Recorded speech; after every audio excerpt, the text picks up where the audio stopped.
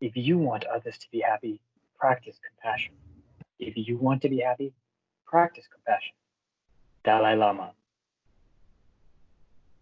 Yo, guys, what is going on? It is bright and early on Wednesday, July 22nd, and we want to welcome you back to episode 2 of TTP.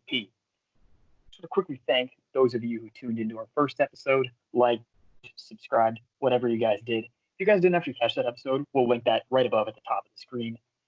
Now, we have some exciting things planned today, and Keshav, you can take over. So today we're going to be talking. About one of the most underrated, if not greatest, well, personally I don't think, seasons in NFL history, and we're just going to be looking at his career in retrospect. Jamaal Charles. Chirag, you want to continue? So in my opinion, this 2013 season was the most efficient running back season in the NFL.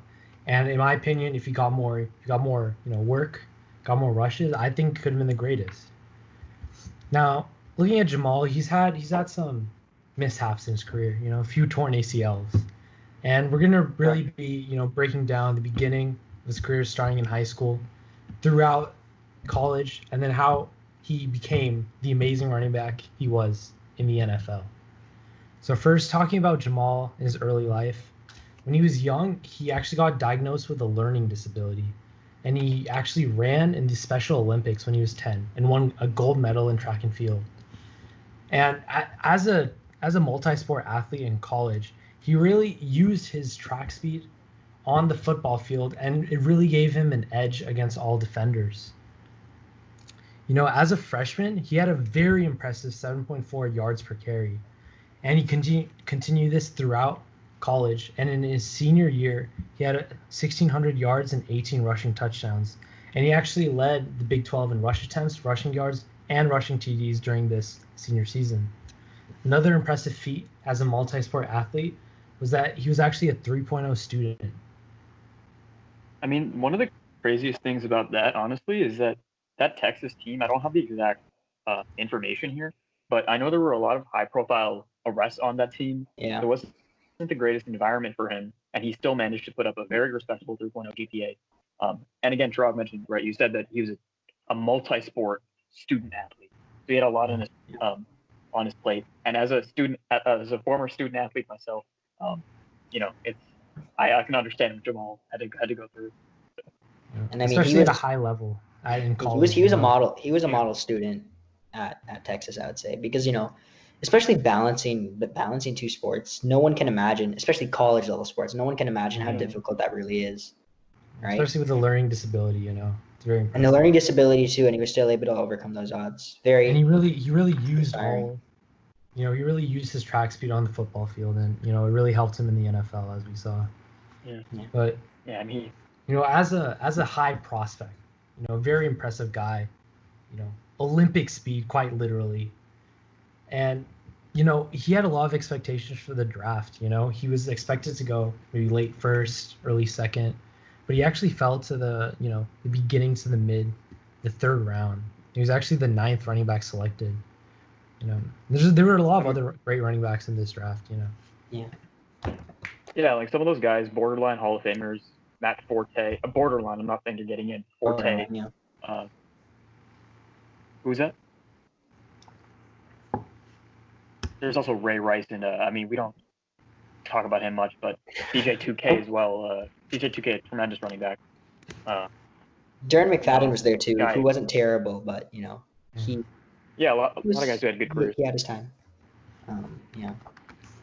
And I think it's also kind of crazy. So we look at that 2017 draft class with McCaffrey, Kamara, Dalvin Cook, Aaron Jones, Leonard Fournette, all those guys. That was a legendary draft class. It's really hard to top that from a running back standpoint. This class isn't better, but it's pretty underrated, right? Jamaal Charles, Forte, CJ2K, Darren McFadden. Can't forget CJ. It really ushered in the new face of running backs in the NFL. Chris Johnson and Jamaal Charles. Chris Johnson led the league for a while. Jamaal Charles did as well. So and as much hate as Ray Rice deserves, he was great for 3 years too. Exactly, yeah. And Matt Forte, undeniably. Oh yeah. very good player. Yeah, I wasn't so, actually aware Matt Forte went in round 2 though. Anyway, yeah, looking back at the draft, a lot of the criticism he had was his fumbling issues they had in college, and we see a little bit of that in the NFL. But in the end, he turned out to be Jamaal Charles. But he was still the speedy running back, elusive, gets the edge on defenders, and in the end, Kansas City saw that in him, and he really helped their franchise. When he came into the league, he actually came up to back up Larry Johnson. Another great running back. The Chiefs were actually 2-14 that season, and it wasn't a while until they actually became a good team. But when he came into the league, he didn't get much touches his rookie season, but he still made the most of all his touches, running an efficient 5.3 yards per carry. And in his second season itself, he split carries with Larry Johnson, and he rushed for 1,000 yards, which was very impressive. And he also had a career high of 5.9 yards per carry. And we really saw a flash of what Jamaal Charles could be if he was given enough work. He also that season. Yeah, go ahead. Yeah, I just wanted to quickly note. So, his rookie season, Jamaal Charles had 27 receptions, and that same year, Larry Johnson only had 12 receptions. Limited work for Larry Johnson. He only played 12 games, but you could definitely see Jamaal Charles had the potential to be a receiving back. He ended up fulfilling that under Andy Reid. Yeah. Yeah. So we see in his second season, he actually, really increased the amount of touches he got, and he actually ran for 1,120 and got 1,417 yards from scrimmage. And he also got 8 touchdowns that season, which was a huge improvement from the previous. So you see that Kansas City is, putting more trust into Jamaal his second season. Yeah. But in 2010. Yeah, sorry, continue, Chirag. In 2010, the Chiefs decided that they were going to sign a 32-year-old running back by the name of Thomas Jones, who ended up splitting touches with the young Jamaal Charles, who came off an uber efficient season, 1,000-yard, great efficiency. But they decided that they wanted Thomas Jones to split touches with him. And I thought it was a bad signing, but it was just it was the way that they made Jamaal kind of share the backfield with Thomas Jones that gives it a little bit less value, if you know what I mean. Like, looking at touches, Thomas Jones had 259 touches, and he rushed 3.7 yards per carry, while Jamaal Charles had 275 touches, and he rushed 6.4 yards per carry and had 1,935 yards on the season. Yeah, I mean, quite honestly, this 2010 year for Jamaal Charles, even with Thomas Jones, could have honestly, arguably his best year. The reason we're looking at 2013 is, I think, in my opinion, because of the receiving work. This is the year that he was able to do everything. But yeah, 2010 really good, even with Thomas Jones. Super impressive, even to think, in that season, he actually had 10.4 yards per reception, which is it's a substantial amount for a running back. Mm-hmm. And it's not like, he had 45 receptions, so it's not just a few, then he got a lot of yards off of them. So it's very impressive for, third season running back who's splitting touches to be that efficient and perform that well. This is where the first, this is where the first signs of, like where if the Chiefs maybe gave him more touches, we would have seen a better statistic, like he would have been better statistically, and you would have had a much more storied career. I think this is the first time we really see where the Chiefs kind of mismanaged the situation with him. Not that, he had a great season, obviously, but given that he got less rushes than Thomas Jones himself is really, really disappointing, because maybe we could have seen a lot more from Jamaal. Yeah, and it's almost like Todd Haley learned. He was the head coach at this time. In the recent years, Todd Haley has you've seen when James Conner has been healthy, he has carried the workload. Or that was only about 1 year, but he carried the workload there. Le'Veon, obviously, when he was on the Steelers, carried the workload. You just wish. I mean, obviously, Jamaal Charles is not the same as James Conner, but yeah, but you hate to see it. You wish that Todd Haley would have given him the majority of the touches, obviously. Yeah. Yeah, and we obviously looking at the stats, it wasn't like Jamaal was. It's not like he got so much work still, but there were so many things that could have been improved upon in terms of the coaching.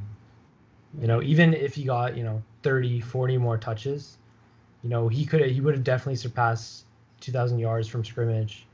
He would have even possibly passed over 700 receiving yards, and it just you leave it up to your imagination to think what if. Yeah. And this is kind of where we see some questionable coaching decisions, that eventually, in my opinion, make Jamaal Charles one of the most mismanaged running backs in history. I mean, there's one comparable here. His early career, or mainly his first 2 years, not so much the 2010 season we're talking about right now, but one guy who I'm really high on this year in fantasy and in real life, Miles Sanders, guy who was hyper efficient in his rookie year. Almost the exact same amount of touches between the two of them. Well, actually, I'm looking at Jamaal Charles' second year versus Miles Sanders' his first year. Really similar yardage totals, really similar touch totals. And this was also a situation where both of those guys were splitting touches with the veteran back. And then Jamaal Charles' case, he was splitting touches with the aforementioned Thomas Jones, and then, Larry Johnson. Larry Johnson that year. And then Miles Sanders splitting touches with Jordan Howard. But then you kind of scale things back a little bit. Jamaal Charles really broke out. That's the hope with Miles Sanders this year too. Yeah. I think that with running backs that are speedy like Jamaal Charles, sometimes people think that they're doing it because of injury concerns. They won't be able to take the hits. But looking at Jamaal Charles through college, he never had any injuries or any injury problems that showed that he couldn't take that high level of work. So, not really sure the thought process that went into. And I mean, as we'll talk about in a bit, he, even overcoming an injury, he still posted some of the greatest rushing performances ever. I mean, there's no doubt that Jamaal Charles is a really impressive athlete. Obviously, like you said, he recovered from that injury really well. But I think everything the Chiefs did early in Jamaal Charles' career was preventative. And you could honestly look back at that and say, if they had given him all the touches, would he have been able to produce at the same level, at the same efficiency? He has an 8th percentile BMI. He's not built to be a workhorse. You'd like to see them give him more touches, but I can understand that it was done for his future. And I mean, I don't know if his 2013 would have happened if he didn't have Larry Johnson and Thomas Jones to take off some of that workload. Like I don't think he's a type of running back that should get more than 400 touches. I don't think he's like a LT in terms of his stability, his consistency. Just he can do it. I don't think he can do all the things that Danian can do, but I think that in his third season he got 275 touches while splitting them with the veteran back Thomas Jones. But if he was able to get 350, he in his career he never even got 350 touches, even when he was the lead back. So I don't know. I don't see the thought process in that. But, yeah, and like it was good though. Eventually they ended up giving him a lot more receptions, a lot more targets, which are just obviously more valuable because you just get more yards out of him. So at least they started using him in situations where he was really best. And yeah, that's 2013, but we'll get there in a second. There's a little bit left, that early portion. So unfortunately, 2011, we saw a little slowdown from Jamaal, as we thought at the time. Tore his ACL, out for the season after 2 games. And, this is really when you see the perseverance of Jamaal. Because, when a running back tears their ACL, it really, stops their explosiveness, especially for speedy running backs. This is really what tests their ability to recover from these very serious injury. And, coming back in his 2012 season, we saw an explosion from Jamaal. He returned back to the form they had, close to the form they had in the 2010 season, rushing for 1,500 yards. We saw him get in total 1,700 yards from scrimmage. It wasn't his greatest season so far, but it was, especially recovering from an ACL injury, we saw how Jamaal could persevere.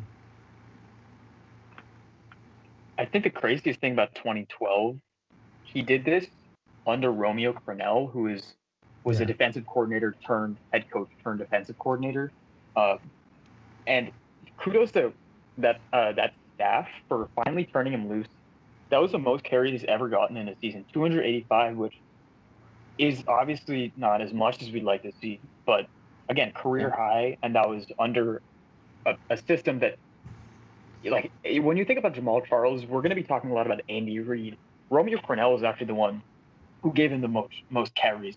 So, shout out there. And this team really wasn't good other than Jamaal. It was 2-14 that season. I think the worst record in the league, also, probably. But Kansas City, as a franchise itself at that point, wasn't in a good place. But their face of the franchise at that point was clearly shaping to be Jamaal. Yeah, and looking at the rest of the team's performance, I think that there were only 4 touchdowns by wide receivers this year. So Jamaal basically carried this offense. It just wasn't great. It wasn't a great team all around. Not a lot going on. I think it's really weird how the most touches he's ever gotten a season, or the most carries he's ever gotten a season, happened in a year where they went 2-14. Like, when we're talking about elite running backs, I'll be talking about a few guys in a second, 4 great seasons, but most of the guys on that list were part of, like, iconic teams, great teams. For Jamaal Charles to get that many touches, it's good that they gave him the touches, but okay, it's like, what the hell? Like, they had Matt Castle. This is a really bad team. It's just, it was a weird situation all around. Yeah. So I'm looking at the stats, and they had 8 passing touchdowns and 20 interceptions. So It's not great. Not great. Also, I think it's interesting to note why, maybe this 2012 season why it was a little bit overshadowed was, I think, because Adrian Peterson as well tore his ACL in 2011, and he had an amazing bounce back as well in 2012, MVP season. But, it's as impressive for Jamaal as well, I would say, because, I think it was just overshadowed because of Adrian Peterson's incredible bounce back as well. Yeah, and then Adrian Peterson, of course, put on the cover of Madden the next year. Not super relevant, but it is what it is. It could have been Jamaal. Jamaal had a great year. If his team didn't go 2-14, I would have voted for him. He would have made it far in that voting. There's a reason why, Romeo Crennel, was out. And, maybe this was a blessing in disguise, the team needed to be bad, to bring in the guy that would change this franchise forever. Yeah. Going into the 2013 season, the biggest change that, affected Jamaal Charles as a player was bringing in, offensive mastermind Andy Reid, the Walrus. Mm-hmm. And this season we really see, all the things Jamaal Charles could do. He got 259 carries, rushed for 1,287 yards, very efficient, 5 yards per carry. And this is really the most important stat, in my opinion. It was the 104 targets and 70 receptions he had. And that really, it really gave Jamaal a different edge that we haven't seen in past seasons. From scrimmage, he had 1,980 yards. And, a career high by far, 19 touchdowns. Yeah, I wanted. Yeah, go ahead. I wanted to put this into perspective.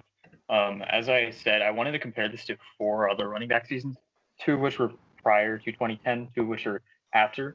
So we're looking at LaDainian Tomlinson 2006, Brian Westbrook 2007, Adrian Peterson 2012, and Christian McCaffrey 2019.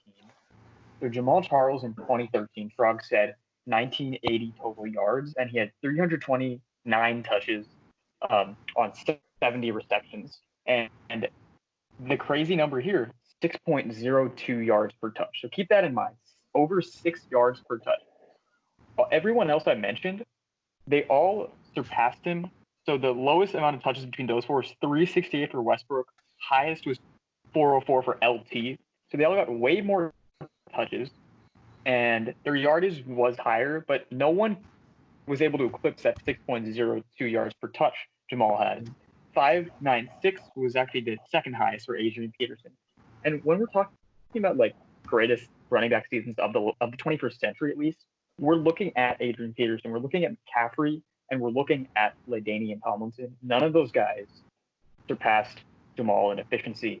And again, Chirag said the touchdowns were really impressive, like 12 on the ground, 7 through the air. Another one of those years where they just didn't have a lot of impact wide receivers. Travis Kelce actually was a rookie this year, but he didn't play. He got hurt. Yeah. So Jamaal really took the lead and in the air as well. And this 2013 team was a good team too, led by Jamaal. You know, started off undefeated at 9-0, went 11-5, but unfortunately, you know, in the wild card game, Jamaal got injured early on, and the Chiefs blew one of the biggest playoff leads of all time. And who's to say if Jamaal was probably still there, they would have probably been able to control the pace of the game and win that one. Yeah, and I think this season, you know, this is as close as Jamaal got to, you know, a workhorse role with 329 total touches, and he really carried the teams, you know, because of his efficiency, because of his pass catching skills and his speed. It was definitely a modern workhorse type of deal here. Getting 70 catches on 104 targets, like I said, receptions are more valuable. Andy Reid, someone who was the coach of Brian Westbrook. Brian Westbrook that year, 90 catches and 118 targets. He was heavily involved. LeSean McCoy wasn't the most talented pass catching back in the world, but his best seasons as a pass catcher were with Andy Reid. Then we're also looking at Kareem Hunt a few years ago, one of the best pass catching running backs. And then Clyde Edwards-Helaire, first round pick, should be really good for them going forward. So Andy Reid finally tapped into Jamaal Charles' at this point his hidden talent, I guess. No, yeah, he's really unleashed that. He's really what unleashed it. Yeah. You know, to think that throughout his career, he's always kept the same efficiency. You know, this was one of his lower yards per carry, but still a very high 5 yards per carry. And receptions, he had 9.9 yards, which is very impressive for a running back. And to think that he had, you know, 104 targets and still keeping this efficiency out of the backfield is just, it's very impressive. Yeah, and like, so Adrian Peterson that year was obviously historic. He was 1.7 yards per carry over the average. Jamaal Charles was at 0.8, so this is a great year for him. Obviously, wasn't his best on the ground, but this was the full package. He only played 15 games. If you extrapolate that, you end up with over 2,100 yards over a 16 game sample. Obviously, he didn't get that, but that would have changed a lot of things. In terms of fantasy, he was already the number 1 back that year. He actually had more points in 2013 than Adrian Peterson had in his 2012, and that's because of the receptions. Yeah. So that's really impressive. Really impressive. Yeah. Especially, you know, comparing him to a lot of these other, you know, amazing running back seasons like LT, you know, Adrian Peterson, McCaffrey.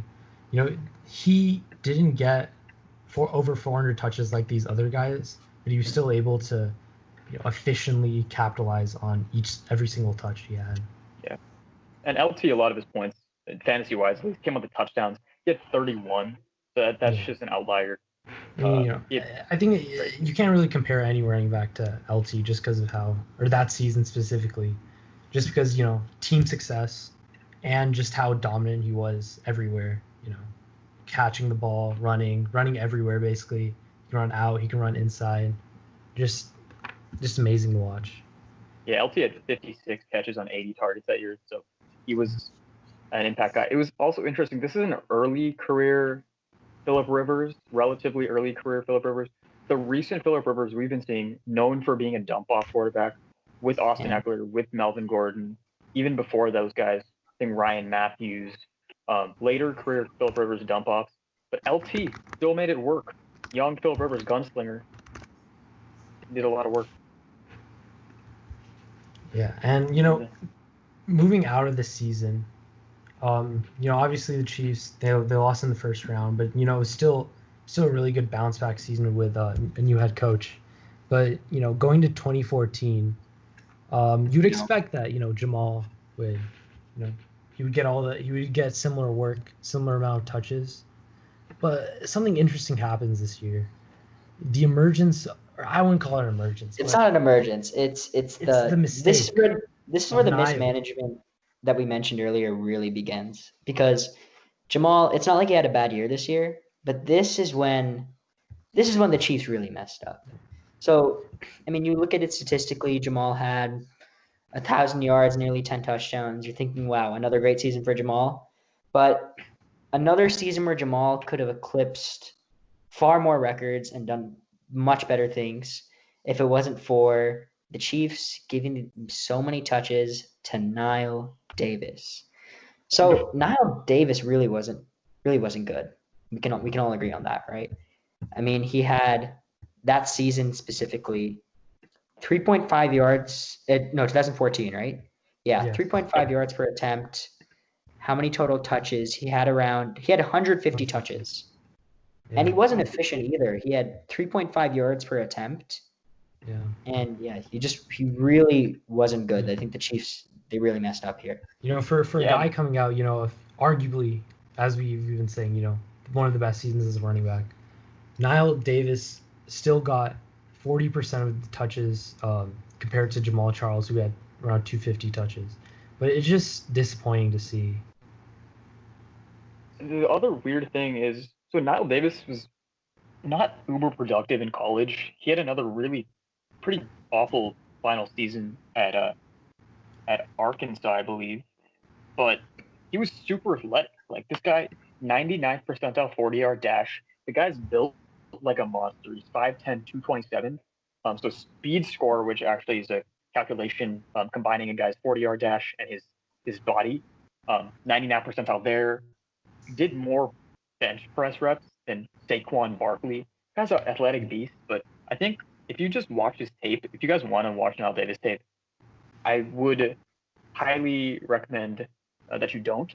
It's just not a great player. Yeah. And we're none of us are football players, but he just didn't look great. On paper, when you see this guy, you think, elite speed, down the field, he can break off tackles, great size, great. Just overall, on paper, he looks like a prototype running back. But when you look at him on the field, he's stiff, he's slow, and as you can see, he had 3.4 yards per attempt.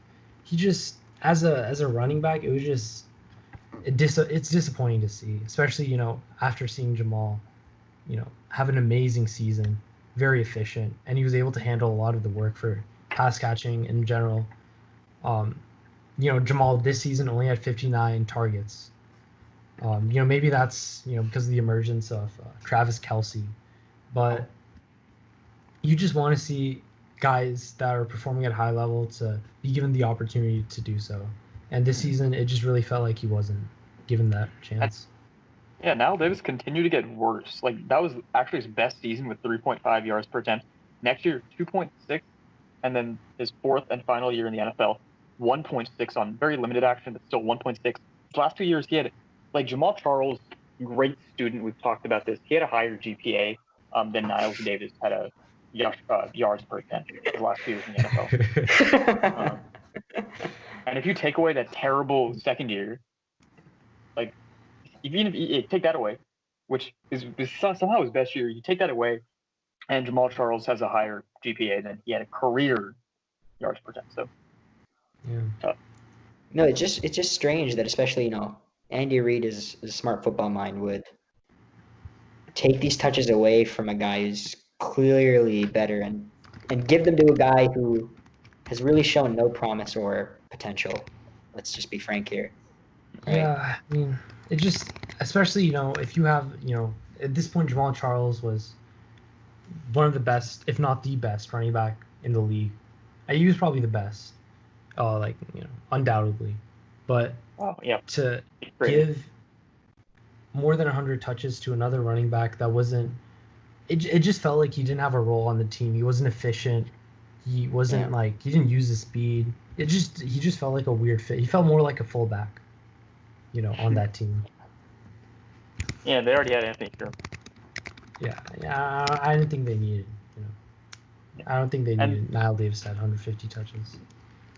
Yeah, and to be clear, Niall Davis is not a villain. He is just, it's just a tough situation to be in. He didn't ask to get all those touches. Andy Reid just put him in this weird situation. Yeah, it's tough to see. Mm-hmm. But this is when we see the downfall. Yeah, and I mean, moving on to, are we done with crapping on Niall Davis? Because that's enough. All right. He got his credit, or his lack of credit. Sorry, Niall, but it's just the way it is. Yeah, and and then we go to 2015 where Jamaal Charles, you're expecting another solid season from him, tears his ACL in week 5, and he ended the year with nearly 400 yards and pretty efficient 5 yards per attempt. But this is where we really see, that these injuries can actually start to plague your career. And in 2016, we see that he clearly wasn't the same player as before. And with some promising young backs in Spencer Ware, Charkandrick West, and CJ Spiller, not promising, let's just say serviceable for now, right? I think the Chiefs decided it was a good decision to release him, which, I don't blame him because he was also due $7 million in 2017. And looking towards the future after that, Jamaal signed a small deal with the Broncos. And we didn't really see anything promising there. He shared the backfield with C.J. Anderson and Devontae Booker, and he just struggled to break out in 14 games.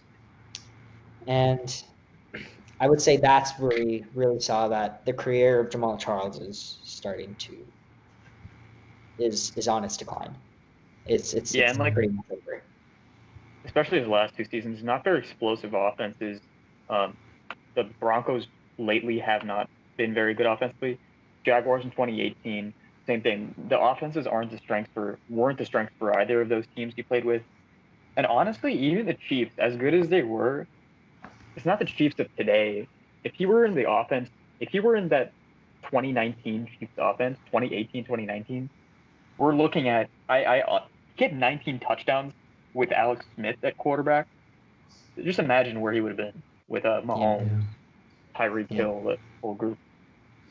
Yeah, and the Chiefs are lucky that they were quickly able to, I would say personally, replace him with the Kareem Hunt draft. And I don't know, looking back at his entire career, it showed a lot more promise. It made you feel like there was more to be had in his career.